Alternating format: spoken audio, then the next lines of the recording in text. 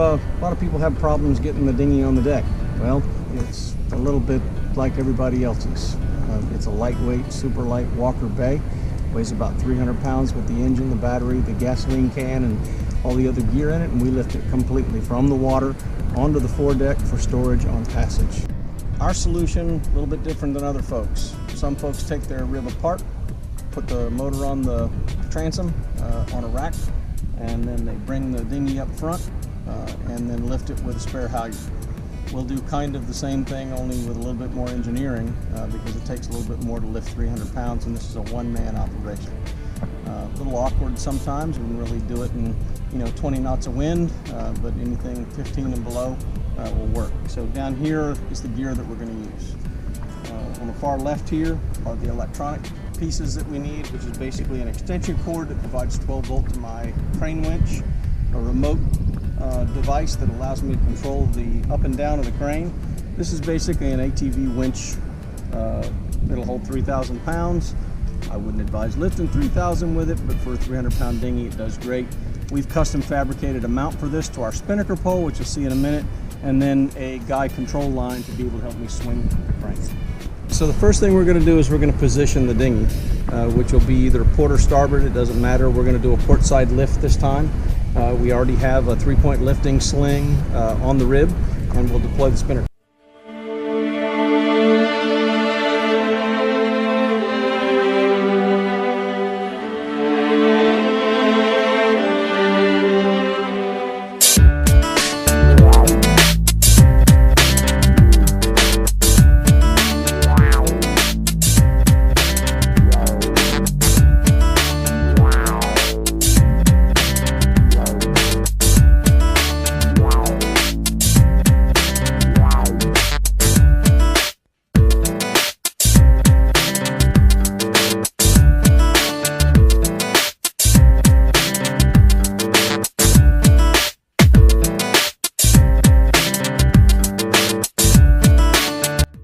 Okay, so the base of the spinnaker pole goes all the way at the bottom of the main mast, at the bottom of the track. This is where it's anchored, and here where my hand is,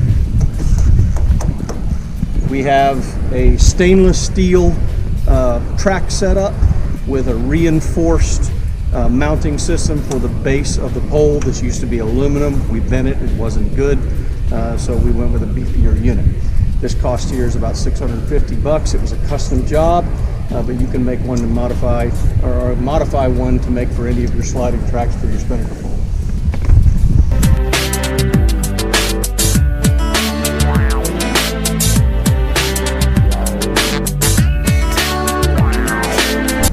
At this point, we'll mount the winch. Talk a little bit about this. This is an ATV winch, 12 volt, 3,000 pound capacity. That's a vertical or a horizontal lift. Vertical lift, we have no problems with about 750 to 800 pounds. Our previous dinghy was almost 650. We were able to lift it with no issues on the pole or the winch. This is a new setup for us. We basically use a shackle arrangement with cushions to connect the winch to the pole, and then a stopper chain assembly to provide the rear tension for the lift up against the main mast, and I'll show you how it goes together. It's pretty quick.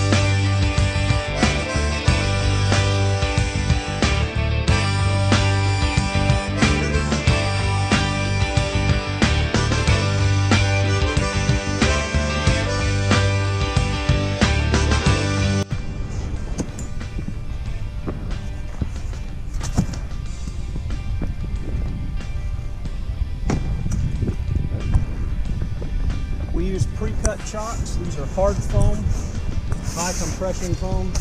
We just put a couple of snaps into the deck for the tabs so that they won't blow around on you. One for the rear.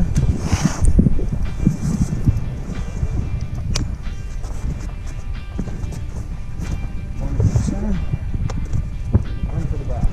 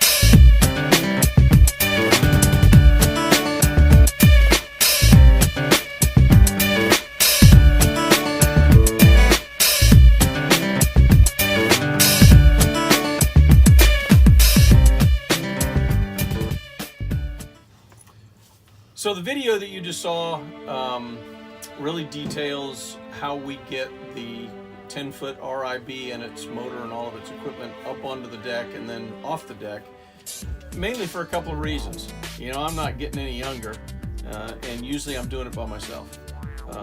Either the crew's busy with other things, Kimberly's, you know, preparing downstairs, David's, you know, working on some other project, or he's filming.